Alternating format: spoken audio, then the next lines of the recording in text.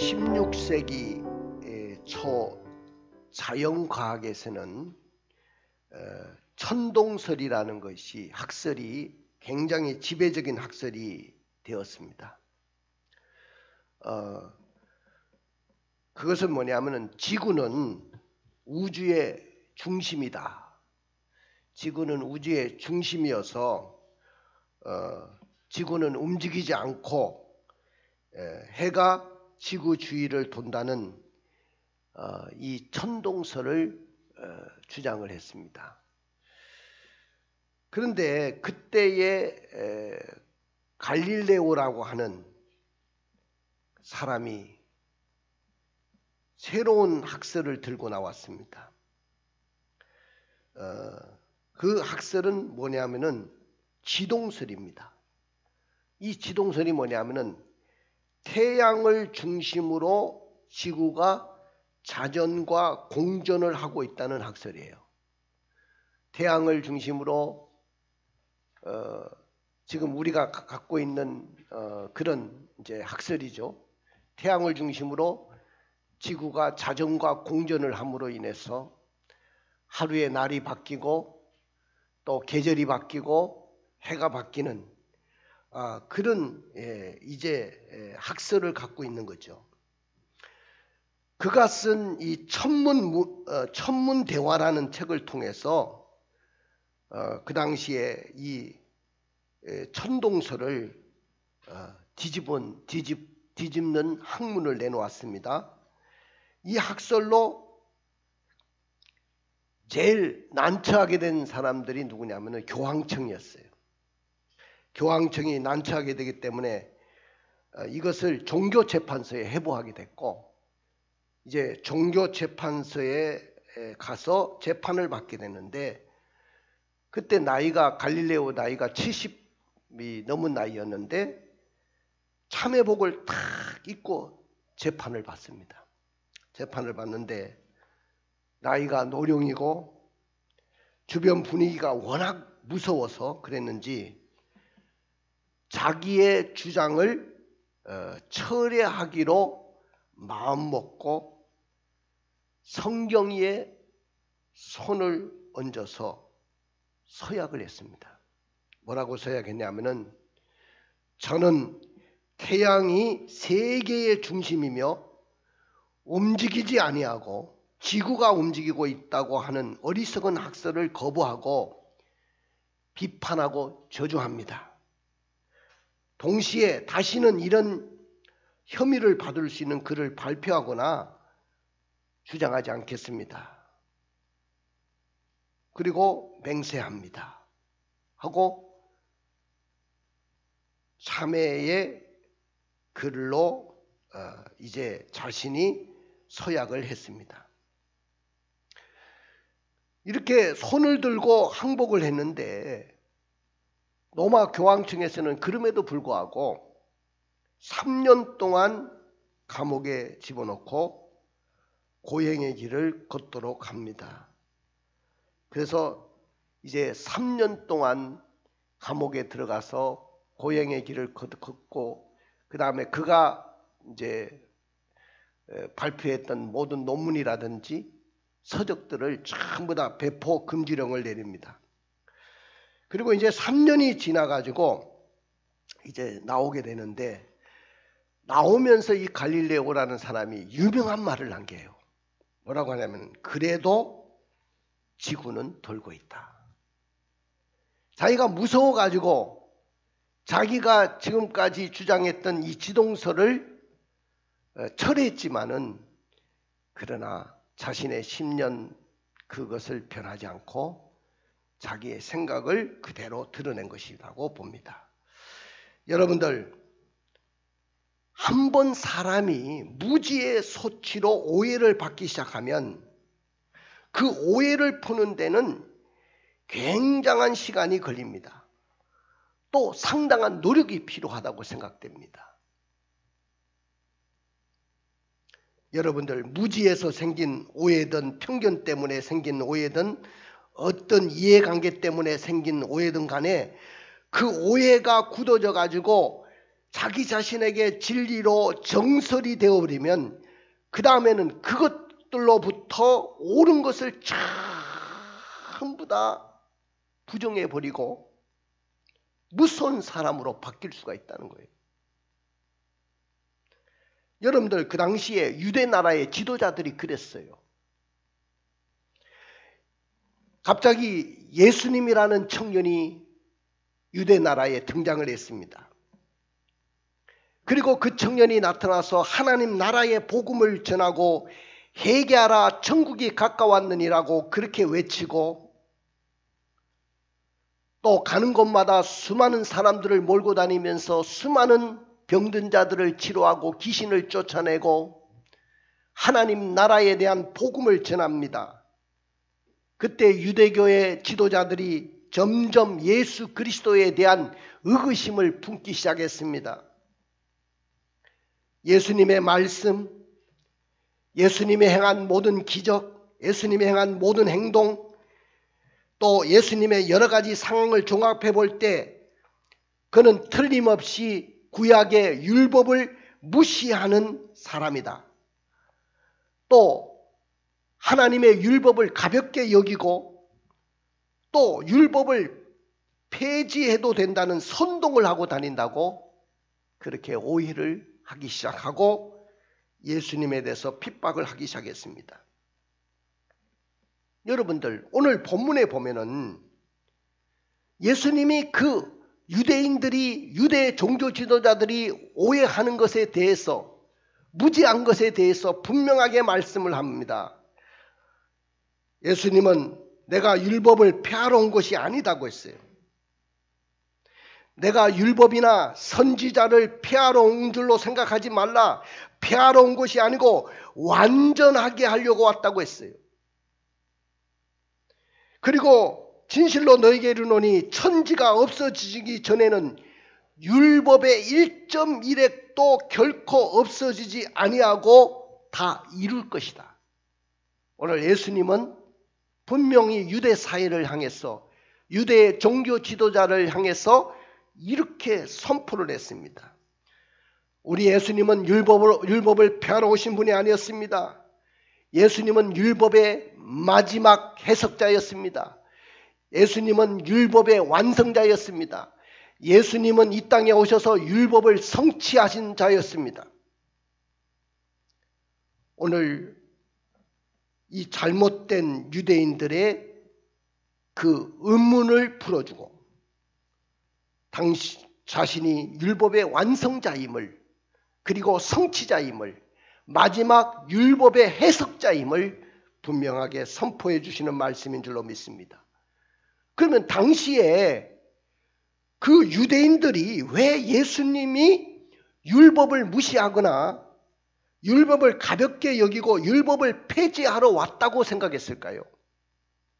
오늘날 우리 한국교회, 현대교회가 이 율법에 대해서 여러분들 어떻게 생각합니까?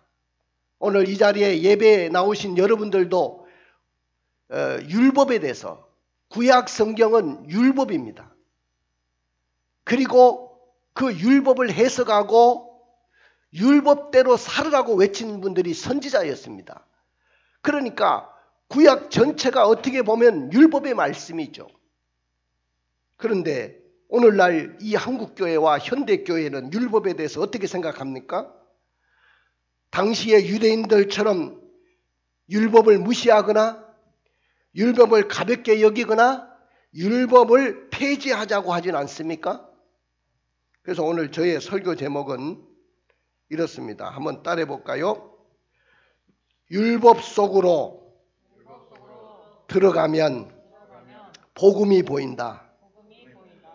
무슨 말이에요? 율법 속으로 들어가면 그 속에서 복음이 보인다는 거예요.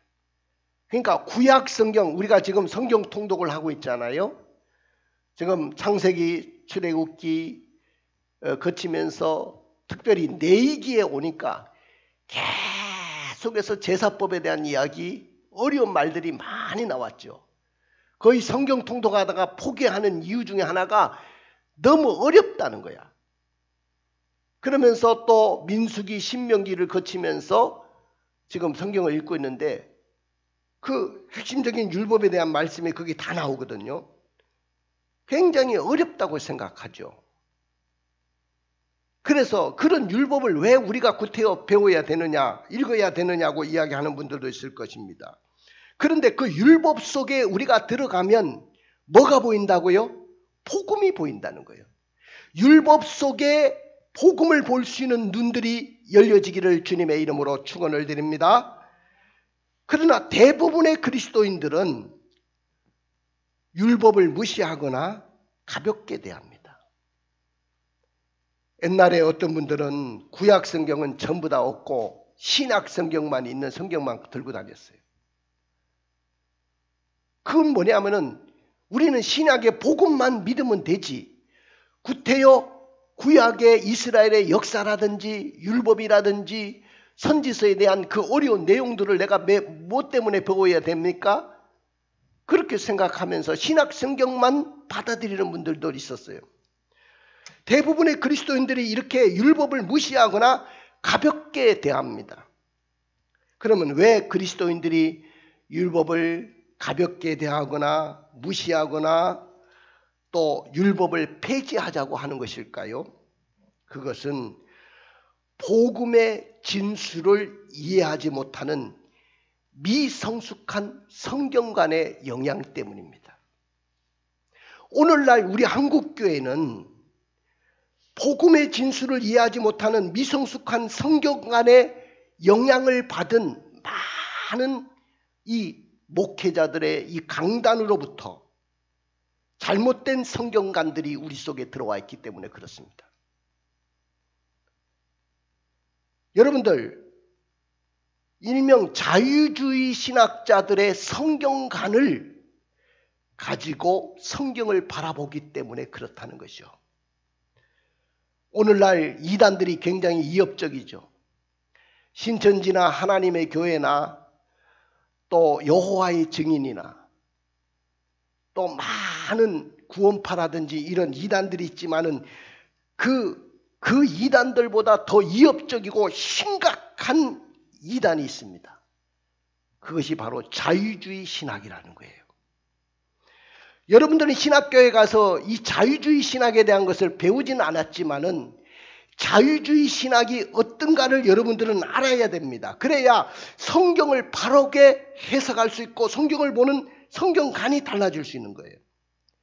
이 자유주의 신학은 정통적인 보수 신학과는 굉장히 본질적으로 차이가 있어요.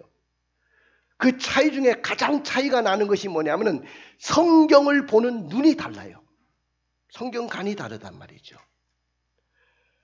여러분들, 현대교회의 가장 심각한 문제는 뭐냐면은 신학의 변질이에요. 이 신학이라는 것은 하나님의 진리에 대한 체계적인 지식을 말하는 것입니다. 하나님의 진리에 대한 체계적인 지식을 모아놓은 학문이 바로 신학입니다. 여러분들, 뭔가 학문이 되려고 하면 체계적인 지식이 돼야 학문이 될 수 있는 겁니다. 신학도 마찬가지입니다. 하나님의 진리에 대한 체계적인 진리가 있어야만이 그것이 학문으로 인정받을 수 있는 거예요. 그러니까 자유주의 신학은 한마디로 말하면 이단입니다. 왜 이단이냐? 이단이라는 말을 함부로 써서는 안 된다고 이렇게 말을 하지만은 이단이라는 사전적인 의미를 살펴보면 이렇습니다. 제가 사전을 찾아보니까 이단이라는 말이 뭐냐면은 교회에 인정된 교리와 다른 신념이라고 정의하고 있어요. 사전에는 이단을. 교회에 인정된 교리와 다른 신념을 갖고 있는 것이 바로 이단이다. 그러나 통상적으로 이단은 기독교의 근본적인 교리에서 이탈한 것.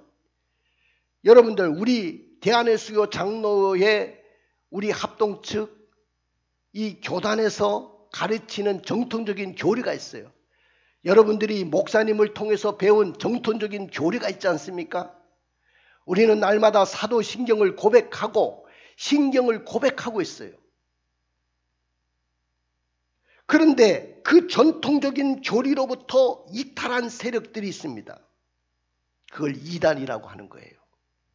눈에 보이지는 신천지나 하나님의 교회 여호와의 증인 같은 그런 교단만, 그런 단체만 이단이 아니고 자유주의 신학을 갖고 있는 그런 자들도 분명히 신학적으로 보면 이단이란 말이죠. 그러면 자유주의 사상이 기독교 역사 가운데 가장 이단적인 사상으로 들어와 있어요.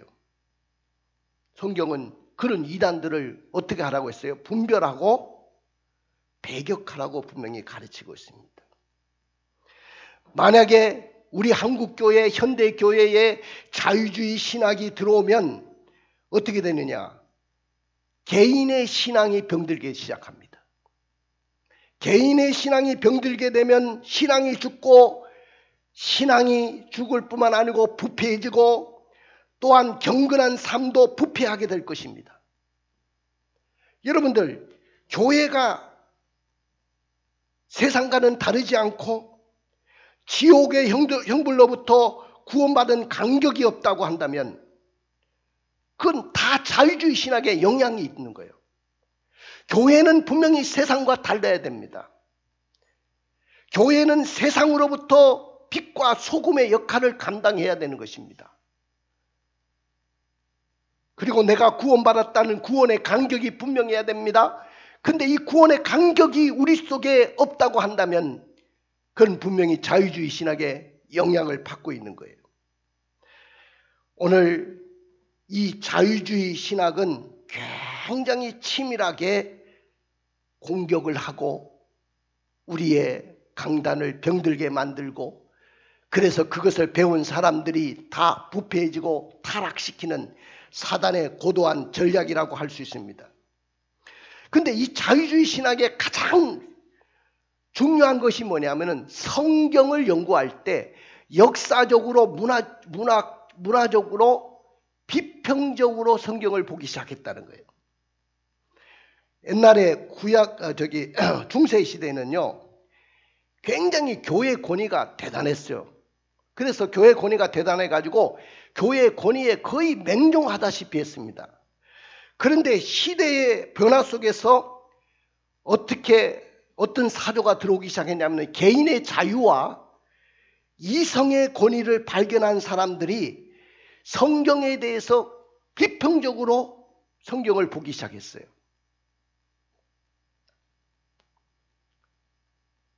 거기에 완전히 단초를 놓은 사람이 있는데, 그 사람이, 여러분들 어려운 데가 이런 말을 강단에서 할 필요가 없는데, 철학자의 이야기를 할 필요가 없는데, 임마누엘 칸트라는 사람이 있어요.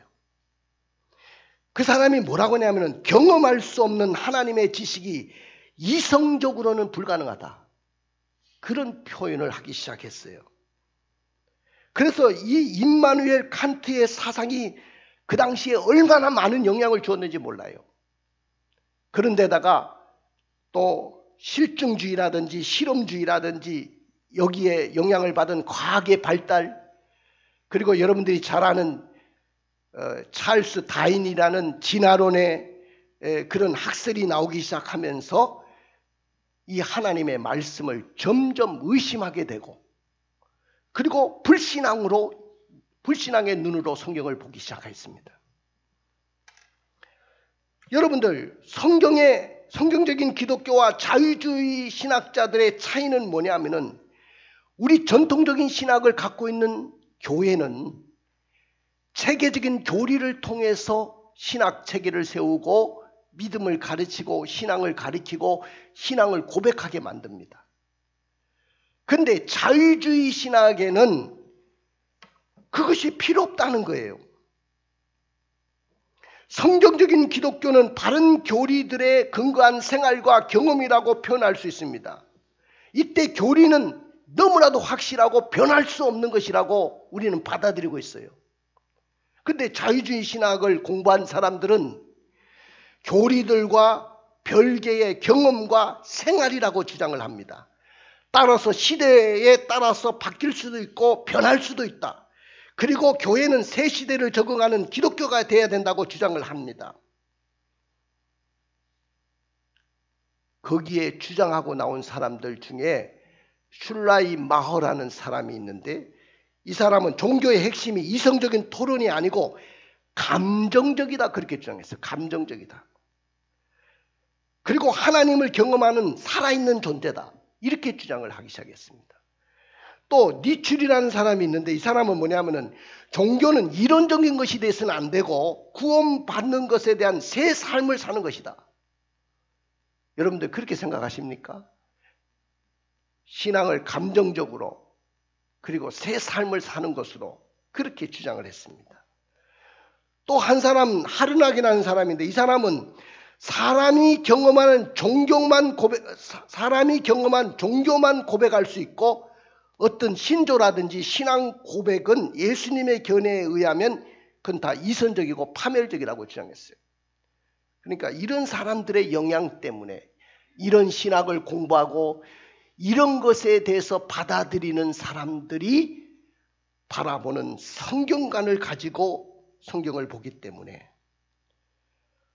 복음의 진수를 이해하지 못하는 미성숙한 성경관을 갖기 시작하고 성경을 점점 의심하게 만들었다는 것입니다. 우리는 신약 성경을 가지고 구약 성경을 볼 수 있어야 될 줄로 믿습니다. 믿으십니까? 신약 안에 이 신약 안에 율법의 가치가 있고 구약 안에도 복음을 볼 수 있는 눈이 열려야 됩니다. 구약의 율법의 말씀 속에 우리 들어가면 그 구약의 율법의 말씀 속에서 우리는 복음을 볼 수 있는 눈들이 열려야 돼요. 그런데 마치 수건으로 이렇게 말씀을 덮어 있는 것처럼 복음의 진수를 이해하지 못하는 미성숙한 성경관 때문에 오늘날 하나님의 말씀을 바르게 보지 못하고 있다 그 말이죠. 그 영향에 가장 영향을 준 세력들이 자유주의 신학이다 그렇게 봅니다. 자, 오늘 본문 17절 18절을 읽어볼까요? 내가 율법이나 선지자를 폐하러 온 줄로 생각하지 말라. 폐하러 온 것이 아니요 완전하게 하려 함이라. 진실로 너에게 이르노니 천지가 없어지기 전에는 율법의 1.1획도 결코 없어지지 아니하고 다 이루리라.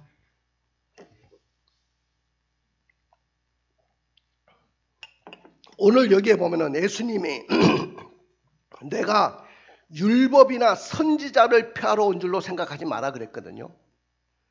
그럼 율법은 뭐냐 하면은 여러분들 성경에 보면은 율법은 크게 세 가지로 나눌 수 있어요.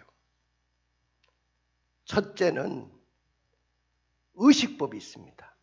의식법은 구약에 보면은 제사, 5대 제사라든지 무슨 절기라든지 제사를 어떻게 지낼 것인가 뭐 이런 이야기들, 성막에 관한 이야기, 성소에 관한 이야기 이런 건 전부 다 의식법이에요. 그리고 하나는 민법이라는 것이 있습니다. 이걸 다른 말로 말하면 시민법이라고 하는데 하나님의 백성들이 하나님의 성민인 이스라엘 백성들이 하나님의 시민으로서 어떻게 살아야 되는지 이런 것을 가르치는 법이 시민법입니다. 그 다음에 또 하나는 뭐냐면 도덕법이 있어요. 도덕법은 뭐냐면 십계명과 같은 거예요. 나 위에 다른 신을 섬기지 말라. 우상을 만들지 말라. 살인하지 말라. 도둑질하지 말라. 내 부모를 거역하지 말라. 뭐 이런 거죠. 그러면 선지자의 글은 뭐냐면은 선지자들은 그 율법의 말씀을 촉구하면서 하나님 앞에 돌아오라고 외쳤던 그런 분들이 선지자입니다. 그러니까 율법과 선지자라는 말은 구약 성경을 말하는 거예요. 내가 구약 성경을 폐하러 온 줄로 생각하지 마라. 폐하러 온 것이 아니고 내가 완전하게 왔다고 했어요. 할렐루야. 믿으십니까? 그리고 율법은 1.1획도 결코 변할 수가 없다. 천지가 없어지지 않는 한 없어지지 않는다. 다 이룰 것이다. 그러나 대부분의 그리스도인들은 율법을 무시하거나 가볍게 가볍게 대하는 경향이 오늘날 한국교회 안에 들어와 있어요. 자유주의 신학의 그 영향을 받아가지고 성경에 대해서 비평적인 연구를 가기 시작하면서 율법을 경시하거나 가볍게 생각을 합니다. 그러니까 율법을 경시하거나 가볍게 생각하는 이 사람들의 그 심리를 한번 들어보세요. 하나님, 구약 시대는 율법 시대이지 지금은 은혜 시대 아닙니까? 은혜 시대고 복음 시대인데 뭐 때문에 율법을 지켜야 됩니까? 시대가 바뀌지 않았습니까? 왜 새 시대에 와서도 율법을 지켜야 됩니까? 그리고 율법을 지키려고 하는 것이 중요한 것이 아니라 내 마음에 감정적으로 와닿고 하나님을 경험한 살아있는 존재로 받아들이는 것이 중요하지 않습니까? 그럴듯하죠. 지금 내가 경험한 것을 새 삶으로 사는 것이 중요하지 않습니까? 하면서 율법이 필요 없다고 주장을 합니다. 그럼에도 불구하고 우리는 율법 속으로 들어가야 복음이 보이기 시작합니다. 할렐루야. 예수님은 그리스도인이 율법 속에 들어가서 율법의 1.1획도 경시하거나 가볍게 생각하지 말고 완전하게 하기를 원하십니다. 예수님은 율법을 폐하러 오신 분이 아니고 율법을 완전하게 하시려고 왔다고 했어요. 그러니까 예수님은 율법의 마지막 해석자고 율법의 완성자시고 그 율법의 성취자라는 거예요. 예수님이 오셔서 우리는 율법을 이룰 수가 없고 완전하게 할 수 없지만은 그분이 해석자가 되고 완성자가 되고 성취자가 되셔서 율법을 다 이루셨다는 것입니다. 그래서 율법 속으로 들어가면 뭐가 보인다고요? 복음이 보이기 시작합니다. 할렐루야. 그렇다면 그리스도인은 율법 속으로 들어가서 무엇을 해야 됩니까? 율법이 필요 없다고 해서는 안 됩니다. 우리 17절 18절을 다시 읽어주세요. 내가 율법이나 선지자를 폐하러 온 줄로 생각하지 말라. 폐하러 온 것이 아니요 완전하게 하려 함이라. 진실로 너에게 이르노니 천지가 없어지기 전에는 율법의 1.1획도 결코 없어지지 아니하고 다 이루리라. 율법이 필요 없다고 하는 것은 무율법주의자죠. 무율법주의자들. 이런 사람들은 율법이 필요 없다고 합니다. 자, 구약 시대는 율법 시대이지만은 지금은 은혜 시대고 복음 시대가 아닙니까? 그러면서 율법이 필요 없다고 율법을 배척합니다. 근데 성경에 이런 사람들에 대해서 뭐라고 경고하고 있는지를 한번 읽어볼까요? 요한계시록 22장 19절을 읽어주세요. 만일 누구든지 이 두루마리의 예언의 말씀에 제하여 버리면 하나님이 이 두루마리에 기록된 생명나무와 및 거룩한 성의 참여함을 제하여 버리시리라. 여러분들 전체적인 면에서 보면은 성경 다 이 성경의 말씀이 다 예언의 말씀인데 이 예언의 말씀 중에 율법을 빼버린다고 한다면 어떻게 되겠습니까? 아무리 지금이 복음 시대고 은혜 시대라고 하지만은 율법이 필요 없다? 십계명을 왜 지켜야 되느냐? 십계명은 필요 없다? 그러면 하나님이 그들을 천국에 참여하는 자의 수에서 빼버린다고 이야기했어요. 그래서 율법이 필요 없다고 주장해서는 안 된다는 거죠. 그 다음에 두 번째는 이제는 또 율법을 지켜야 구원을 얻는다고 생각해서도 안 됩니다. 율법이 필요 없다고 주장해서도 안 되지만은 율법을 지켜서 구원받는다고 생각해서도 안 된다는 거예요. 이 말은 다른 말로 말하면 율법주의가 돼서는 안 된다는 거예요. 무율법주의와 정반대의 태도를 취하는 사람들이 율법주의자들이거든요. 그래서 하나님의 말씀은 영원 불변하지 않느냐, 구약시대의 말씀도 오늘날 그대로 실천해야 된다고 주장하는 사람들, 그런 사람들이 율법주의자들입니다. 물론 그들의 말도 맞아요. 그러나 율법은 인간으로 하여금 율법 자체를 지켜서 구원을 얻을 수 있도록 하시기 위해서 율법을 주신 것이 아니에요. 여러분들 구약 말씀을 다 지켜서 구원받을 수 있어요? 저는 10계명 중에 하나도 지키지 못하는 사람이에요. 그러면 율법을 지켜서 구원을 받는다고 한다면 우리가 어떻게 구원을 받을 수 있겠어요? 그런데 나는 지킬 수가 없지만은 예수님이 율법에 대해서 어떻게 말씀하시는지 바울은 로마서 10장 4절에 이렇게 말씀했어요. 읽어보실까요? 그리스도는 모든 믿는 자에게 의를 이루기 위하여 율법의 마침이 되시리라. 이 말이 굉장히 중요한 구절이에요. 곧 띄어나 보세요. 그리스도는 모든 믿는 자에게 의를 이루기 위하여 율법의 마침이 되십니다. 할렐루야. 그리스도는 모든 믿는 자에게 의를 이루기 위해서, 내가 의로워야 구원을 받는 거 아닙니까? 그런데 그분이 율법의 마침이 되셨다. 아까 말씀한 대로 예수님은 마지막 율법의 해석자시고, 예수님은 율법의 완성자시고, 예수님은 율법의 성취자로 오셨기 때문에 우리는요, 이 율법이 필요 없다고 생각하는 것도 잘못되지만 율법을 지켜야 구원 얻는다고 생각하는 것도 잘못된 것입니다. 자, 아까 이야기했지만은 율법에는 세 가지가 있다고 했죠. 의식법이 있다고 했죠. 의식법은 뭐라고요? 구약의 제사법이라든지 무슨 절기라든지 무슨 성소의 장소에 관한 법률이라든지 이런 거거든요. 근데 내가 성경을 읽어볼 때 제일 어려웠던 성경이 내이기야. 엄연히 따지보면 율법은 내이기거든요. 여러분들 성경 통독할 때 어디가 제일 어렵게 읽었습니까? 내이기잖아요.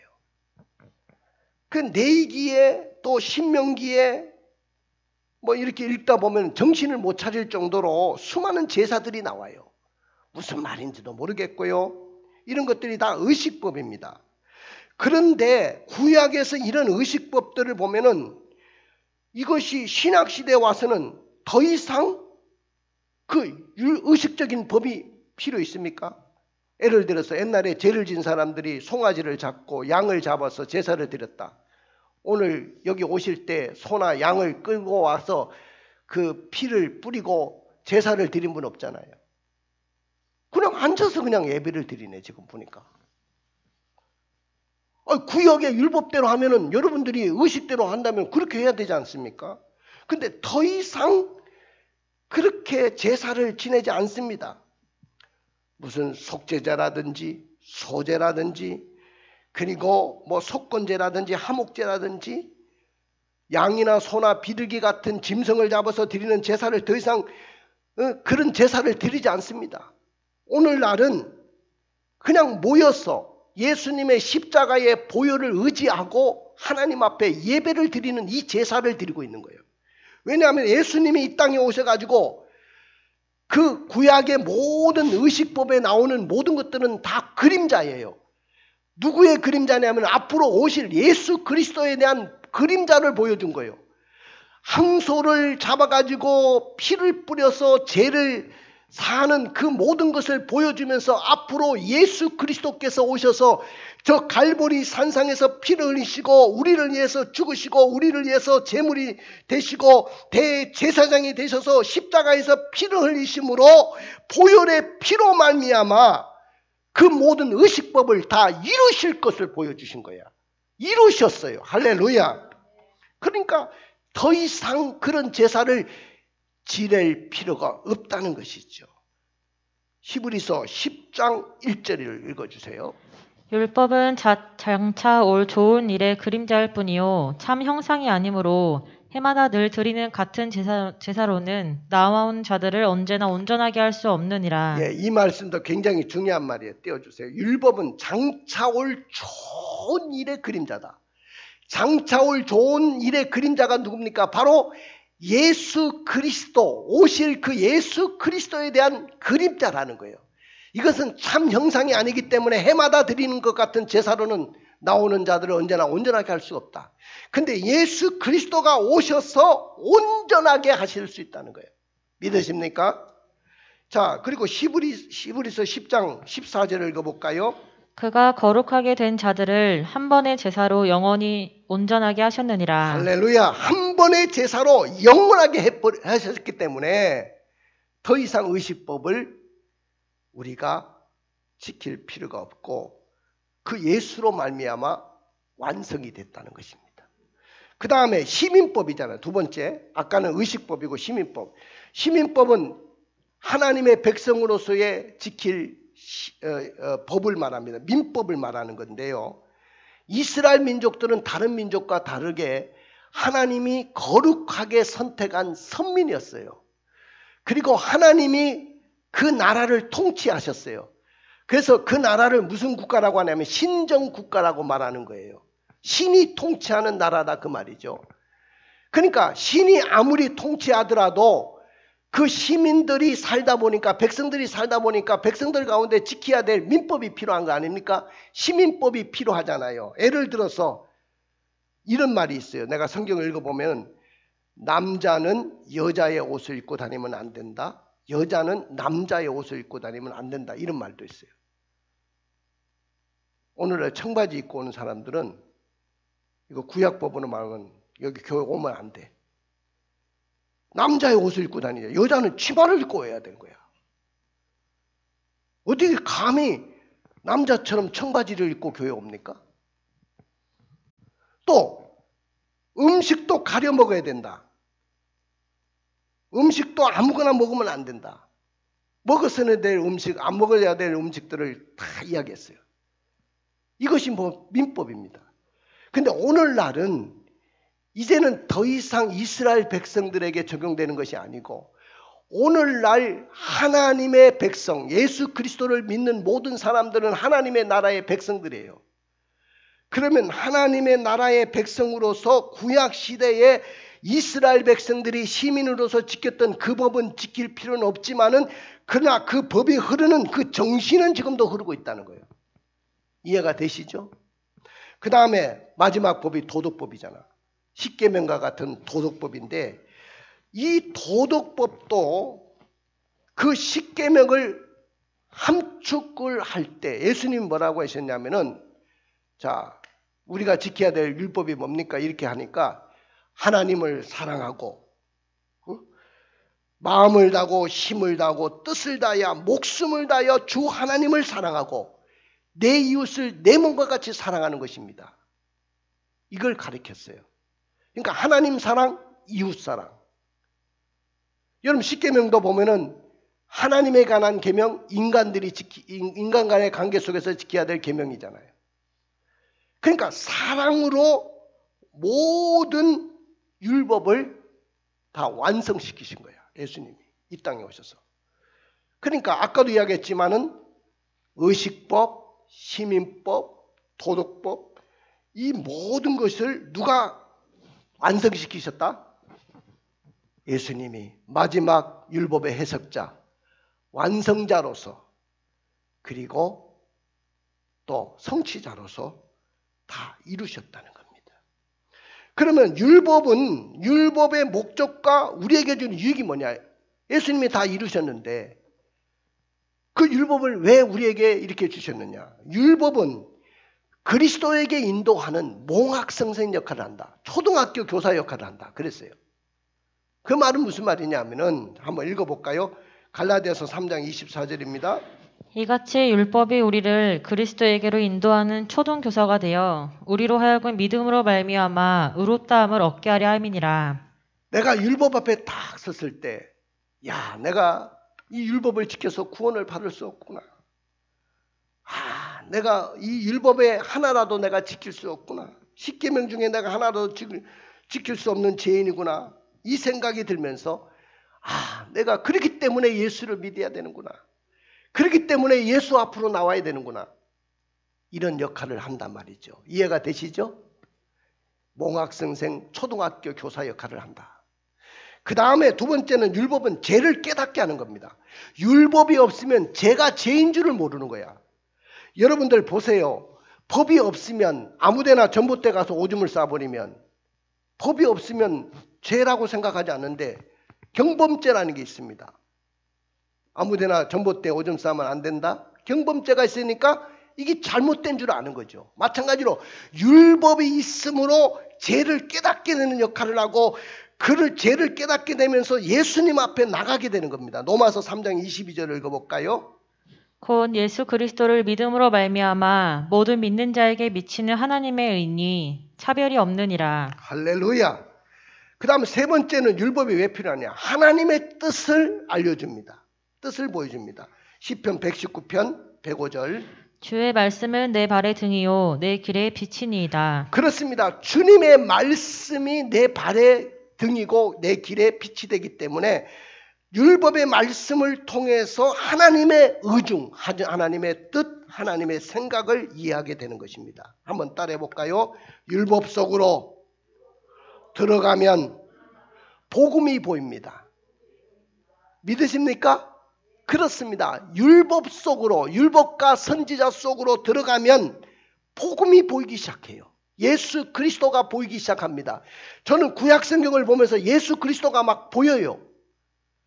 구약의 제사법을 보면서 십계명을 보면서도 예수 그리스도가 보이기 시작하는 거예요. 그러니까 율법 속으로 들어가야 복음이 보입니다. 복음의 진수를 이해하지 못하는 미성숙한 성경관을 갖지 말고 율법 속으로 들어가야 복음이 보일 줄로 믿습니다. 복음은 필요 없다고 하지 말고 율법 속으로 들어가야 복음이 보입니다. 율법을 지켜서 구원 얻는다고 생각하지 말고 율법 속으로 들어가야 복음이 보이기 시작합니다. 그러나 만약 우리가 율법 속으로 들어가지 않으면 복음을 볼 수 없을 뿐만 아니고 우리가 무율법주의잖아. 율법주의에 빠져가지고 신앙의 자유와 기쁨을 여전히 누리지 못하고 살게 될 것입니다. 그러므로 율법 속으로 들어가야 복음이 보입니다. 율법 속으로 들어가는 자의 복이 뭡니까? 복음이 보여짐으로 인해서 신앙의 자유가 회복됩니다. 자, 우리 성경 중요한 구절 고린도후서 3장 17절을 읽어볼까요? 고린도전서 그거 안 좋네? 그냥 찾아서 읽어요. 고린도전서 3장 17절.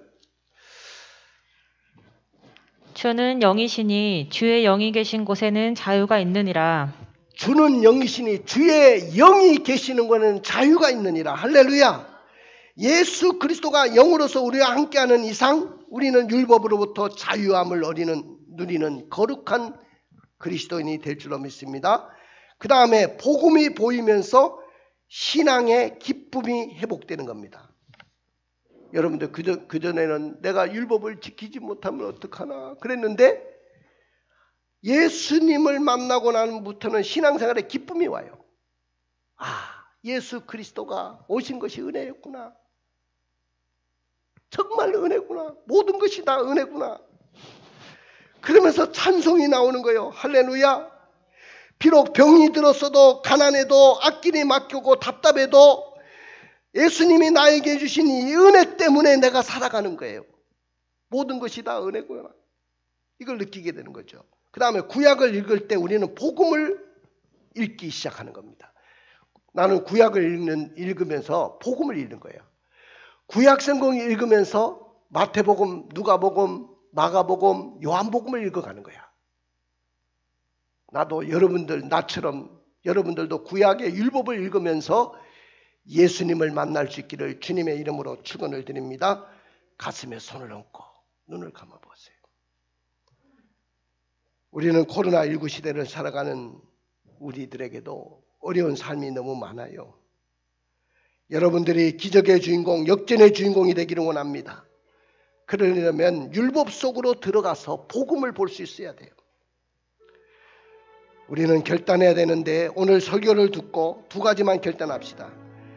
율법을 볼 때에 예수님을 통해서 보아야 되고 예수님을 통해서 율법을 해석해야 되고 예수님의 눈으로 율법을 보기로 결단합시다. 왜냐? 예수님은 율법의 마지막 해석자고 율법의 완성자고 율법의 성취자이기 때문입니다. 그 다음에 둘째로 경건의 모양은 있지만 경건의 능력이 없는 유대인들의 삶을 살지 못하는 그런 유대인들의 삶을 살지 않기로 결단합시다. 할렐루야.